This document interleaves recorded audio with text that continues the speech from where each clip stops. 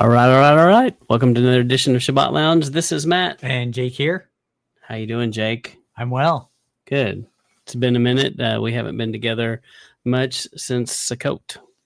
Yeah, I think we did a live before Sukkot, and then we've kind of been under the radar since then.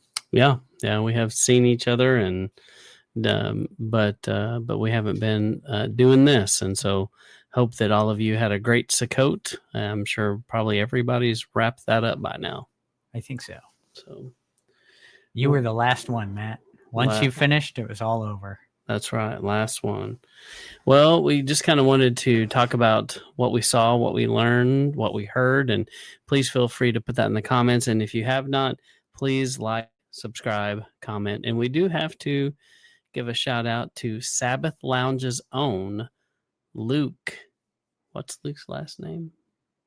From Leaving Churchianity. Yep. Luke Rogers. From Leaving Churchianity was on podcast, the live podcast with the other Luke. And so if you haven't checked that out, check that out. And anyway, we thought that was fun to see Luke get interviewed by Luke. That's right. But we encourage you to check out SabbathLounge.com. Have a lot of resources there, as well as if you've never checked out Compound Interest, some young ladies that we know that we think highly of. That's another good one. But we're here today to talk about Sukkot. Hope you had a great Sukkot. Yep. Yeah, we did. And, it's always spend the year looking forward to it. And then it goes by way too fast. Yeah. So it's always a good time of year to think about things and get away from life a little bit. Did you hear any good Sukkot jokes? I really sprung that one on you. You didn't see that one coming. Me either. So that's good. Yeah. Mm-hmm. If you know any Sukkot jokes, please let us know. So, well, Jake, to kind of tell them, we were going to discuss kind of anything we learned, anything we did different, anything we discovered. And I was just going to have you go first. I know that over the last few Sukkots, you've done maybe sometimes added a few things that you hadn't done before, and be interested to learn about that. Yeah. So one thing that always tends to happen at Sukkot is that's the week that the meat chickens go out on the pasture. So it's like, oh, good, we have nothing to do. But no, we do. We have a lot to do during Sukkot. So it's kind of good that sometimes I'm able to take time off of work and sometimes I'm not. So this year I was able to take the whole week off, which was good. And so get recharged that way, spend time with the family that I don't typically get to spend, and get things done around the house, around the property that I don't typically get to do. And so just spend a lot of time out of doors, which is good. But generally, so for our Sukkot, we kind of have a system wherein we pull out all our camping stuff, obviously. This year, though, the kids had their own tents. And so we set it up as like tent town or tabernacle town, something like that. So that was fun. And typically what I like to do during Sukkot is I have the Hallelujah scriptures they'll send out CDs. They're actually DVDs of reading, like dramatic readings of the scriptures and things like that. It's really cool because you can, if you go to their site and you for a donation, they'll send you whatever part of the Bible that you want. And then they'll also, if you're real concerned about how they pronounce the names, they have different versions that way too. So they're all about it. So typically we'll play that. We got the Torah series. That'll play the whole time during Sukkot. And then we'll have there's a couple extra books of the Bible that they sent along with it. How do you play it? We just have a portable DVD player, and we'll typically just plug that in and let it play like out on the porch or something, or we'll just play it down by the tents or something like that. And they'll just kind of play the whole time. And, as you're walking around, you'll be hearing it and that kind of thing. So, and then, so we like to do that. And then I also, a few years ago, I went back and kind of pulled out a bunch of scriptures that talk about Sukkot. And I ended up with like 40 verses. So I split that up into, a certain amount each day, so that by the end of Sukkot, we read through all these scriptures that I've pulled out about Sukkot. So it's obvious, it's literally from Genesis through Revelation. So it shows up a lot. Like is it 47 times or something? Maybe more. I have 39 verses that I talk about it in, or that I pulled out that we read through. Yeah, that's interesting because I there was something that I did a derivative of Sukkot in dwelling in tents. I was surprised where else that it went. So let me see while you talk. Okay, I'll see if I can't find, because I think we probably did something similar. And then, so while Matt's looking that up. But right there. Say again. So the kids in their own tents, did that make everybody happier? Yeah, that was a lot of fun. And the kids kind of got to do their own thing. And typically we're pretty, I don't know. We're not strict on bed during Sukkot for the kids. But this year it was like wild and crazy. It was like, whatever, go to your tent and, we're going to be going to bed and you guys can stay up and do whatever you want. But we're tired. We're old and tired. So we're going to sleep.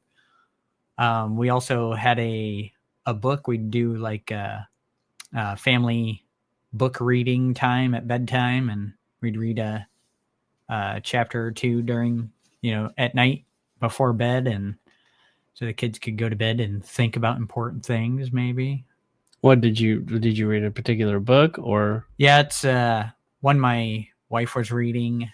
I can't remember the name of it now, but something Torah centered or? Not exactly. No. This one's like early American. Oh, just something. Just a book enjoyment. Yeah. I think that's a great point. I think that you're commanded to have a good time, and if that makes you happy and you like it, do it. Yeah. And it's, you obviously want to find something that has a good moral story to it, has some good values in it. So it was a good, actually it's a good, this girl goes and visits some of her friends. She's poor. She visits her like richer friends, and they're like a brother and sister dynamic at the rich people's house. And, this girl's, got country values. And so her values kind of rub off on the rich kids, and they, and that shows them growing up and how they treat each other, and how the girl that comes into the family as a friend treats people, and just good lessons for kids to learn, and how to treat people, and how to treat your brother and your sister, things like that. So. Yeah. Well, next year, going to read Where the Red Fern Grows. Ooh. That's pretty sad, though. There's a lot of sad books out there. Yeah, a lot of sad books. But typically, too, I think the thing that Matt was probably missing this year is I always tell a camping story from my youth about a bear and a cooler and some cheesy puffs. So yes. And if you know that story and you're listening to this, please put a bear claw in an emoji in the comment, and we'll know who did that. Is that an actual emoji? I'm sure. Doesn't matter. No one knows that story. But maybe someday we'll tell it on here as like Sukkot story. Although you kind of have to act it out. So yeah, we'll have to work. We'll work on it. Okay. We'll put that in production. We may need photo evidence of something. Yeah. I think that's it's gone. I think No. the evidence is gone. Of course. I Of know. course it is. But everyone's got those stories. All great conspiracy theories start with we had it, or it's not here anymore. Right. So, But no, yeah, I told my dad, and he was upset, or I was upset when he told me he got rid of the cooler. So that's funny. I was like, Dad, now no one believes me. So Mm. he's like, I don't believe you. So Mm-hmm. can't win. Yep. Yeah, we definitely have to tell that story. We'll have to figure out how to do that. Right. And We'll get Noah involved. Yeah, that'd probably be a good idea. But I'm seeing a whole recreation of this event. That's right. Oh, this is gonna be awesome. Mm-hmm. So that's kind of typically what we do, and then this year, we usually also will get a specific like gift for each of the kids, and then we'll get like a family game kind of situation. This year we got like a detective game where it's like this big map and you get all these clues and you have to find out how the crime went down. So that was pretty fun. And then the kids typically get a specific gift for themselves, and then we do some like yard games, and we go biking and things like that. So we like to have a fire when we're not in a burn ban situation, or when it's not 90 degrees at night. Right, when it's not 90 degrees. So yeah, put a 1 in the comments if you had a hot Sukkot, and I mean like temperature hot. Right. And if you had a garden of pricky balls, then put a 2 in the comments. Yes. Because you too had a garden of pricky balls. Pricky balls. Mm-hmm. Yeah. So I thought they were pricker balls. Well, it kind of changes, but it's one of the two. If you know what that is, yeah, put a pricky ball in the comments. Well, yeah, good luck finding one of those. Yeah. So, and then we had some friends over, and shared some time that way, and on one of the Sabbaths, and then and we have friends that typically get a house on the lake in Granbury, and the past 3 years now we've gone out there for one of the nights, and we spend the day out there, so we got to get together with them, and they had a couple other people from their fellowship there too, so we met some new people, a couple new families while we were out there. So good. Kids get to go kayaking and fishing and stuff. So yeah, I was going to ask if there was a boat involved. Yeah, like a motorboat. Sounds like kayak boat. Yeah, kayaking. Yeah, but just a good time to catch up with people and spend some time outdoors, which is generally where I want to be in the first place. So So I don't know if you wanted to go ahead and tell some of the stuff that you guys did, or and then we can go on and talk about some of that other stuff after that. Yeah, I made a top 10 list while you were writing. Of course, I didn't think about this till the top 10. Till then, top 10 list of what I did during my Sukkot. Top 10 of something. What was your favorite Jake's Sukkot event, Matt? Jake Sukkot, your favorite event? My favorite event, I think my favorite is you all having your own tents. That's probably like a milestone. Yeah. And I know as a parent, that's like, ooh. Yeah. Oh, one more thing. That's some freedom right there. Yeah. I don't want to leave this out because it's been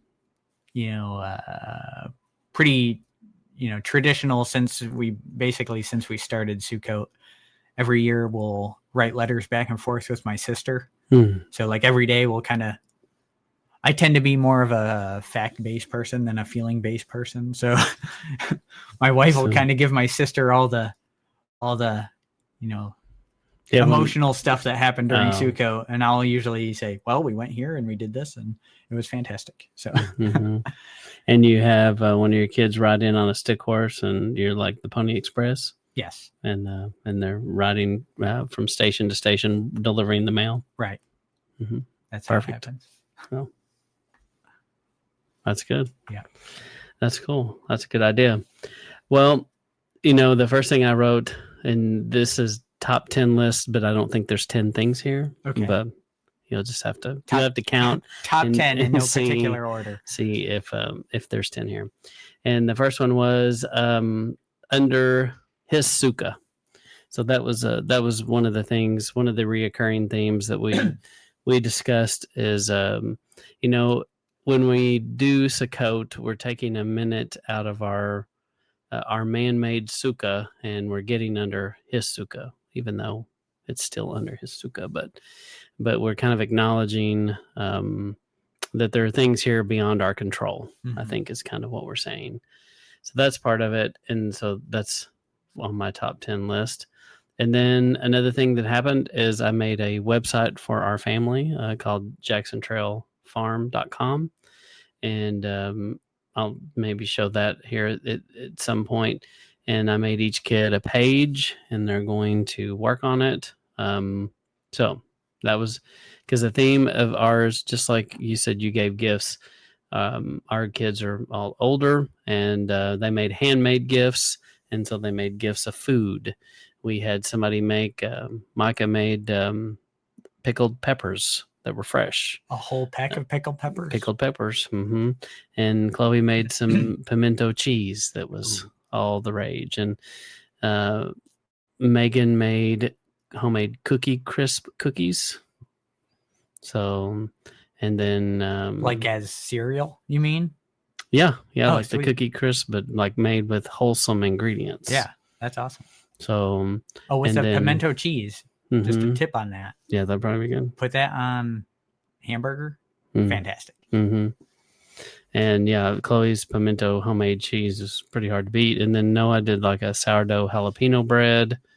And then Micah made some molasses cookies that were the most amazing molasses cookies I ever had in my life. They reminded me of gingerbread men cookies I used to have in Haskell, Texas, at a little bakery there.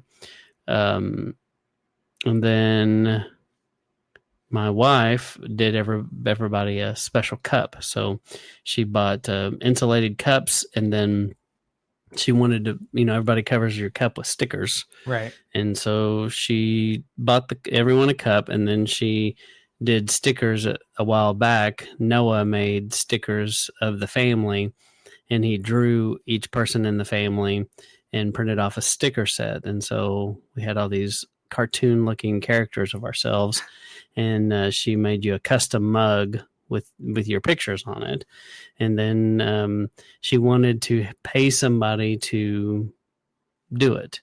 And then she started looking at the cost of, how much it is to epoxy this cup so you can put it in the dishwasher. And she's like, I can just buy the machine. I was like, buy the machine. Yeah. And you put the cup in it and rotate and put the epoxy on it, and it covers it evenly. And it just has to rotate and dry. So it turned out pretty good. But she did that. And I had to help clean them up a little bit. And then she also made little keychains that went with Jackson Trail Farm. So we had a Jackson Trail cup with the on it. Last year we got monogram sweatshirts with Jackson Trail Farm. So this has been kind of a theme we've been doing over the last few years. We kind of got rid of Hanukkah in the same ways we did Hanukkah with gifts, because we felt like in the end, Hanukkah really wasn't like in the Bible, because it's not. And I mean, it's mentioned with Yeshua at the time of Hanukkah. He does something, the Feast of Lights. Yeah. But it didn't. There's no commandment. It's not a commanded feast, right? Is it a bad thing to do? I don't think it's a bad thing to do. But my children studied it out, and they're like, we don't think we should do that. And we're like, okay, we won't. And so we're doing a gift giving thing at Sukkot. So every night we gave gifts. So it's a lot of gifts. It's a lot of stuff. And for young folks, they don't have enough money to do all the things, so they did a lot of handmade things, which is awesome. Yeah.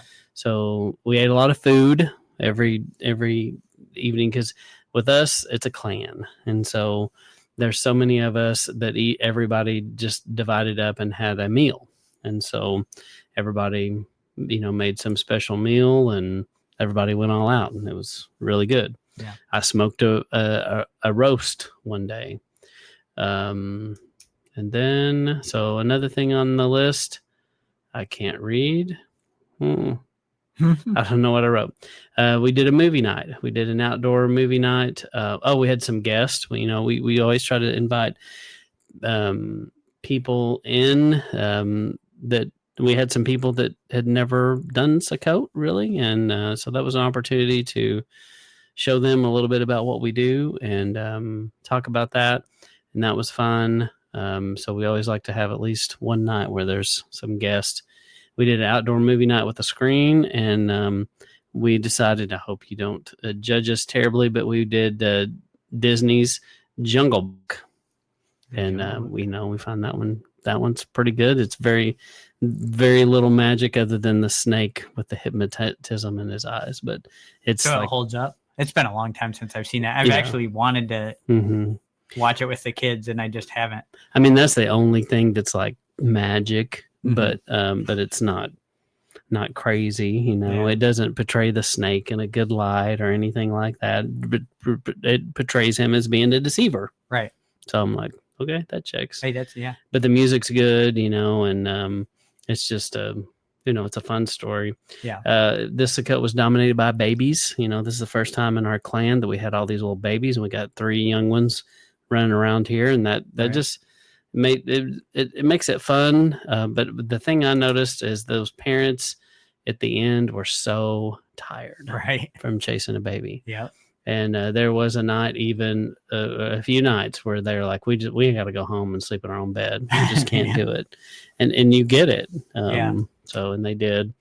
And it was hot. So that was a big theme of the week. And the number one problem that we all had was stickers. Yeah. So it was a huge sticker fest and just unbelievable. So we're still finding stickers in our house. Just, we vacuumed and made everybody take their shoes off, and somehow they still make it inside. Yeah. So if you don't have stickers where you live, thank the Lord every day, every second, because here they're awful and they peak at Sukkot conveniently. Yep. And so that's my top 10 list, but I don't think there was 10 things on there, but close enough. Yeah. Those are thorny indeed. So yeah, that's good stuff. I enjoy all of those things. I like hearing about all that, especially, with the young families all doing that together. That's fun. That's fun. Mm-hmm. Yeah, it was a lot of fun. So if I can, I'll show this. Is it fine if I do this? Yep. Go ahead. Okay. So I wanted to show you Jackson Trail Farm. So if you can see that, yep. So on Jackson Trail Farm, so let me go back. So, oops, wrong thing. So Jackson Trail Farm looks like that.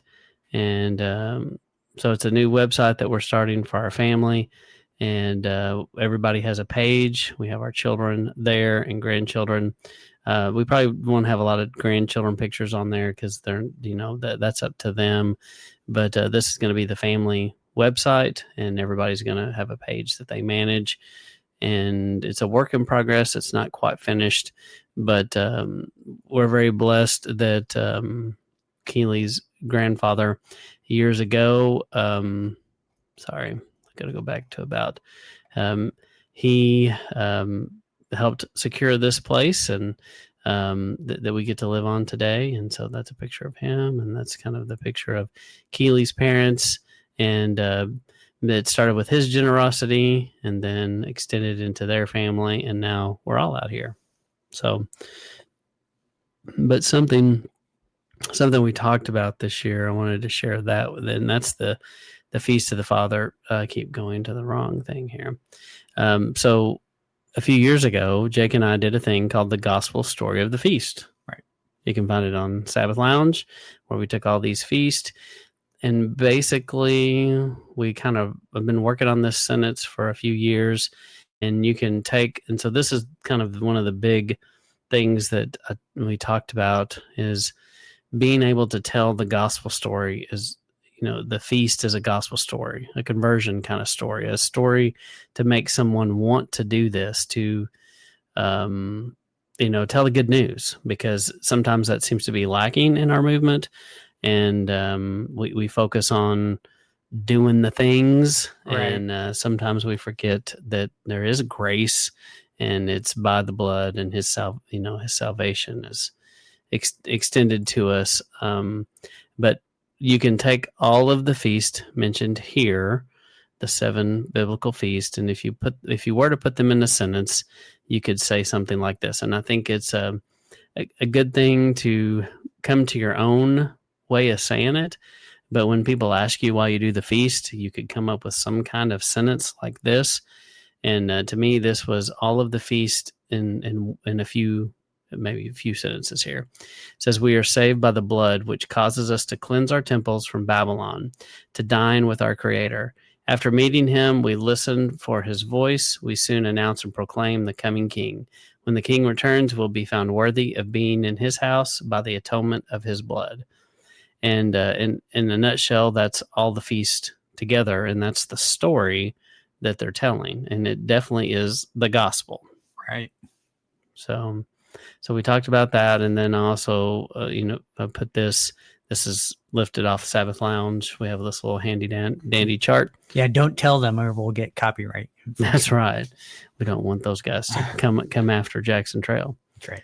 So, but this is a little thing that goes with it, and then I also put a thing that Passover in 60 seconds in there, first fruits, the thing that we did, and then Yeshua and the first fruits, the feast, and the wedding story YouTube playlist. So that's kind of one of the things that we did. And then the other thing, and I think ours may tie together. So let me see if I can show you that. And then if you want to say something while I load that, feel free. And then I'll be ready again. Okay. So one of the other things that I noticed generally, and I don't know if there will be agreement on it, but I found that there's generally a desire to keep Sukkot specifically I think it's natural in men to want to keep Sukkot. By men, I mean people. Women too, sure. But the idea being that if you look around this time of year, it's when most people want to be out camping. Mm-hmm. This is a time when you have a lot of harvest festivals. If you look at a lot of church bulletin boards right now and billboards right now, they're talking about their harvest festivals. Even though they don't keep Sukkot, they still have this idea of, well, we have to do this harvest festival thing. Now, it could be alternative to Halloween, that kind of thing, trunk or treat style thing. But when you're talking about a harvest festival, that's basically what Sukkot is. It's follows the harvest, and you eat of the harvest that you brought in this year. Then you're praising Yah for what he's provided. And so I've noticed that I guess the first time I noticed it was when I first started keeping Sukkot. There was also a guy in my Bible study at work that was saying that he always goes camping in October, the fall time. And he always has a teepee that he kind of made.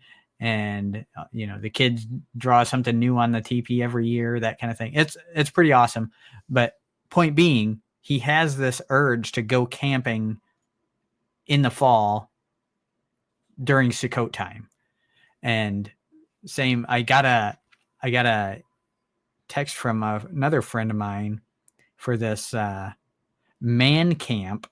Ooh. If you've ever been to church man camp. So this is like this huge man camp, October 9th through 11th. So it's this 3-day thing. Man camp is a 3-day off-the-grid primitive camping experience for men. And it's all centered around biblical things and, things.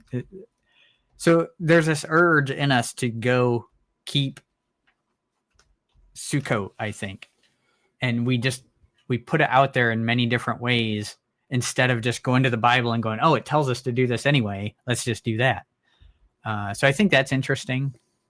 How people just generally want to be keeping this. Okay, this is interesting, Jake. So I was just looking at man camp, seeing what would come up, and I Googled it there. And then this is a different church. Actually, I've been here. This is a really nice retreat center. But look at the date on that one. Yeah, October 17th. Completely different church, but doing something similar. With paintball, skeet shooting, fishing. Yeah. So if you just Google Man Camp Church, you'll find several. Here's another one. This is Man Camp. And so that is interesting that you say that. Is that the one you were showing me? No. This one specifically is in Look at that Ohio. one. Look at that one. What's the date, Jake? October 24th to October 25th. Friday, Saturday. And my walk with my family, we always, I think I've seen this one. We always wanted to go camping. October, almost every year that I could, we'd go camping. So, and that's, look at this. What to expect: axe throwing, tug of war, team obstacle relay, cornhole, arm wrestling, kettle toss. Wait, the team obstacle relay and cornhole are two different things, two different events. Target throwing, strength and endurance. So there you go. Oh yeah, is this a biblical event? I don't know. I think it is. Let's see. Into a life lived with purpose. Oh, that purpose-driven life. Mm-hmm. I mean, this is a church. It seems like it. Oh yeah. It says watch live service. So yeah, I'm assuming that. But you'd think that would be like part of what they put on the activities list, though, is like also some gospel talk. Yeah. Now here's one in May. That ain't it. So that doesn't make our point. What are you doing? I know, wrong point. But it was just interesting that when you Google man camp, you find that apparently this is like a thing. So, yeah. But here's a 3-day off the grid primitive camping experience. That's the one. Oh. And that's actually mancamp.us. Yep. So that's the man camp. Nice. Oh, I think I've heard you talk about this before. So, yeah, we're definitely drawn to want to camp this time of year. And I would say when I'd go, the main reason that I did is because it typically was cooler in October. So, right. Oh, Matt Chandler. Although up in Ohio, it's going to be quite cool. Yes. You can get snow that time of year. Yeah, it's not going to be Texas cool, is it? Okay. Anyway, that was interesting. Yeah. So I don't know if anyone else has noticed that trend. Put it in the comments.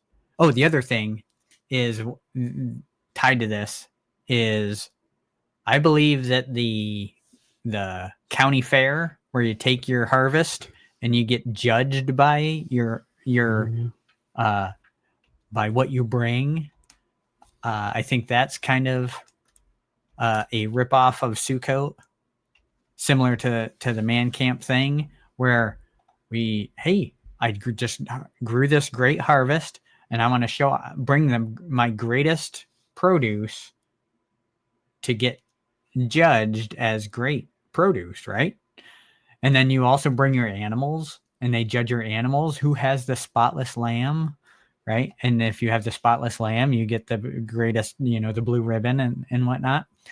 So I think all that is put in us, and we don't know how to express it biblically so we just do what we can with it.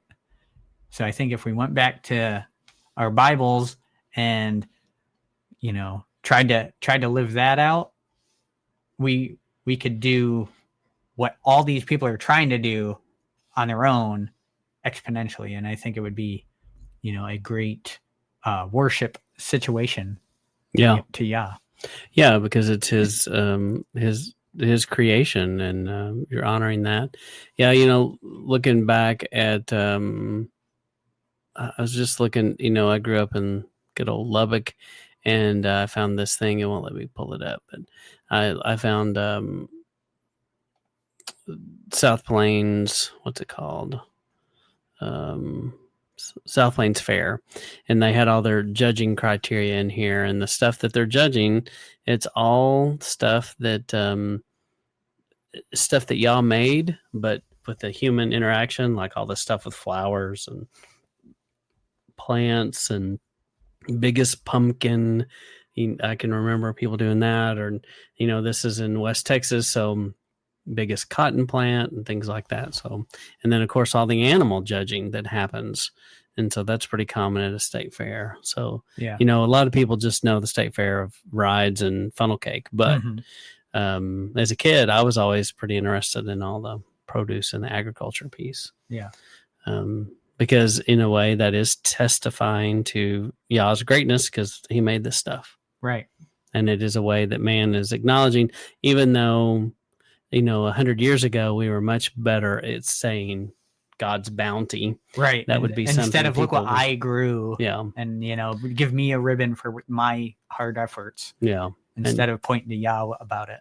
Yeah. Yeah. And today that you know, people might be like, it's the fertilizer, it's this, it's right. that. Oh, but yeah, that's a good observation. Well, one of the other things I had was this, so I wanted to kind of share this with you. No, okay, that's how I do it. Okay, so when it comes to, let me see if I can make it bigger. Go. I don't know if that gets bigger. So when I started researching Sukkot this year, I started looking at, just like Jake did, 37, 39, is that what you said? 39 is what I have. So I found it quite a few places. And then, of course, everyone knows Genesis 33:17. If you don't know that one, you should look at it. When you break Sukkot down by the letter, and so I looked at the root word of Sukkot, which is pronounced like S-A-K-A-K. It speaks of the creation of a hedge, and it shows interwoven strands in sorts. It's commonly described as prickly branches interweaving to create a defensive hedge to hide behind, to look intently out from. So I thought that was kind of interesting, you know, kind of a real tight, almost like a basket weave or something. Mm-hmm. Then I looked at Jeremiah, and Jeremiah 35:5-10, it talks about they lived in tents. And so from that root word, so I found this interesting. So when you look up this word here, so I'd say take the Blue Letter Bible, look at Jeremiah 35:5-10, and you'll see a reference to Sukkites. And Sukkites are a hedged-in people. Interesting. And I always think it's kind of, and so I was thinking that's kind of what we aim to be, is a hedged-in people. And so I started thinking about that a little bit, and from the root word, from that same root word, to weave protection. Other places you see it used again, or is in Job, where he talks at Job 1:10, haven't you put a protective fence around him, which implies this weave of protection. In Hosea 2:8, she doesn't believe that I gave her grain, new oil, I gave her plenty of silver and gold. She used it to make statues about.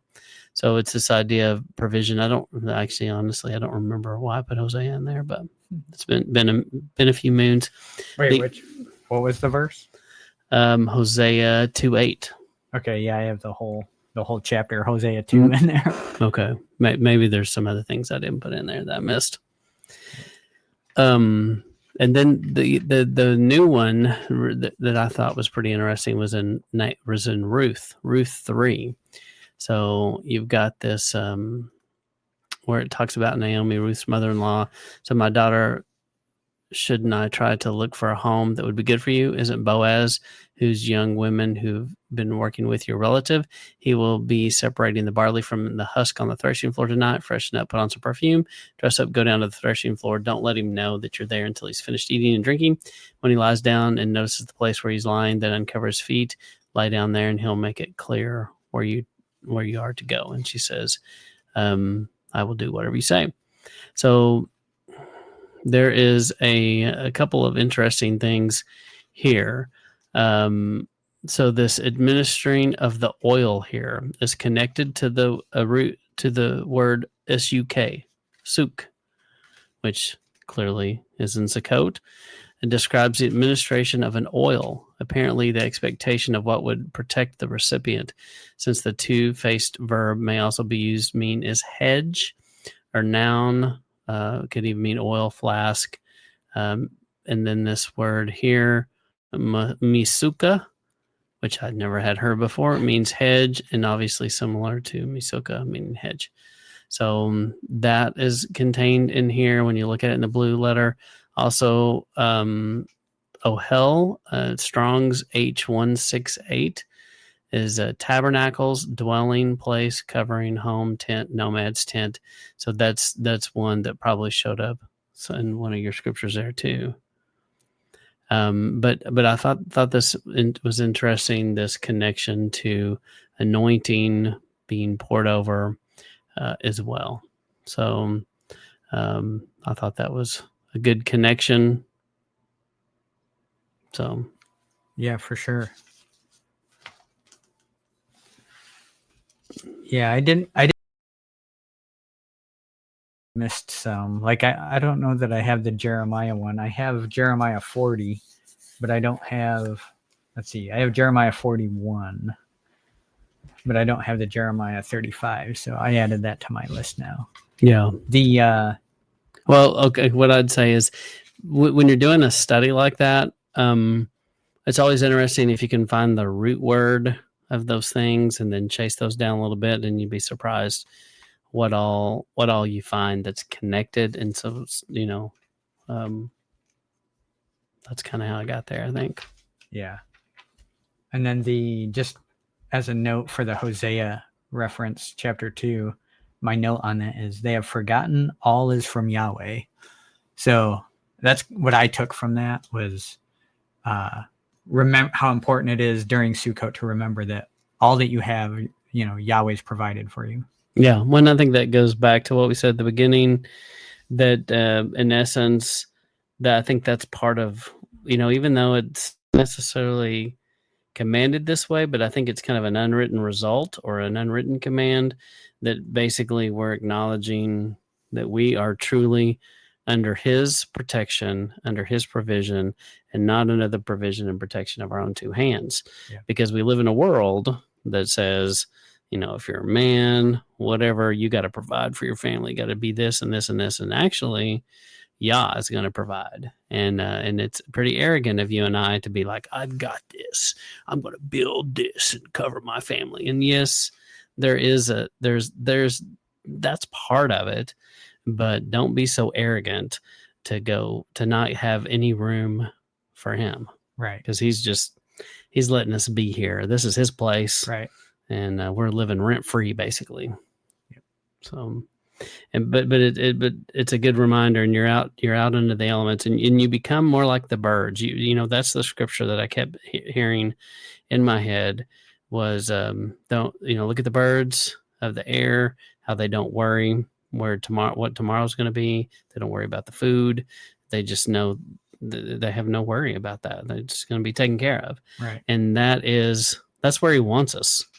And so it's a minute in our life every year where we kind of get back to that place of simplicity where we're under his provision, relying on his provision. And, it's a good thing to be a part of. Right. And it's an easy thing to talk to people about, so Passover, you get a lot of resistance because why aren't you celebrating Easter? And, you get some of that. And Passover is well known as Jewish. Yeah. But Sukkot, people are like, what? What even is that? Yeah. Yeah, your coat? Mm-hmm. What do you mean your coat? and they've probably heard of tabernacles, shelters, but to me, it's one of the easier times to explain to people kind of what you're doing. It definitely stands out, and they're like, "You sleep in tents?" Most people are like, "That's cool." Yeah. So very few people are like, "Oh, because that's it's crazy. in us to want to do that. So they're like, Yeah. "Oh, sleep in tents. I like to do that also." Yeah, A friend of mine, a guy at work, was just talking about, "Oh man, I got to go get out and go camping." Mm-hmm. It's like, yeah, you do. Yeah. Well, it's that idea, people have gotten into grounding, and it's like this new thing. Well, he made us from the dirt. He wants us to be in contact with the things he made. And that's not a shocker. Yeah, That, like dirt, yeah. your children, Yeah, animals, that's right. poison ivy, Yeah. Stickers. bricky ball. So, but yeah, I think that all goes together. But anyway, that's kind of some things we observed and we saw, and we'd like to know things that you observed that you experienced at your family Sukkot. And also, Jake, I'll let you kind of go wrap us up a little bit on this. And do you evaluate at the end of your Sukkot what went well, what went bad, what to change, what to add, do you do anything like that? And do you have something to share along those lines? Yeah, we try to do that. Usually it kind of comes later, like, because after Sukkot, it's like hustle and bustle to get back into the house and get everything picked up and get ready for the week to come. And then that week back is always kind of hectic. So we do like to reflect on what went well and what didn't, and how we can kind of improve the next year. And we kind of look at it as, if this was a second Exodus situation, how would this actually look? And is it practical to think that this is how it would be in a second Exodus? Like in my case, no. I have a big canvas tent that's super heavy, and there's no way I'm like throwing that on my back and hauling it. Might have even had an extension cord ran to it. Yeah. So, but point being, it's good to, we'll reflect on, this, we still got it real easy, even though we're camping in the dirt, way easier than they had it in the wilderness coming out of Egypt. So it's a good time to reflect on that. And also just leading up to Sukkot, making sure you're prepared for a wedding feast, because that's what we're celebrating, as a wedding feast. So just trying to be ready for that, trying to be someone who is worthy to be invited to a wedding feast. Not that it's, by our works that we're made righteous or anything, but you want to live up to that, the hope that Yahweh, the Messiah, has when he looks at you, what he wants you to be. And you want to kind of live up to that. When when your father looks at you and has some expectations on you, it's good for a father to have expectations of his children, because then they can grow into those kind of things. You have an expectation, but you also have grace and mercy, and that helps them to get beyond themselves and grow stronger and bigger, and that kind of thing. So something to strive to be worthy of the gift that you've been given, that kind of thing. Yeah, no, that's good. So yeah, that's kind of generally how we take it. Yeah. Well, we just wanted to kind of come in and share our experience and see if you had similar experiences. See if you had any divine revelation, any downloads, anything like that. Please let us know. But we intend on getting back on some kind of a regular podcast as long as our life allows. And so we'll keep on airing these on Shabbat morning about 9 a.m. Central Standard Time in the U.S. That's right. So check out Sabbath Lounge for all your Sabbath Lounge needs. Yes. And all your chair needs. That's right. So, thumbs up, subscribe, tell your friends about us, and tell someone you know about Sukkot for the first time. Yeah. Very good. All right. Well, that's all we got. And this is Matt And Jake. signing out.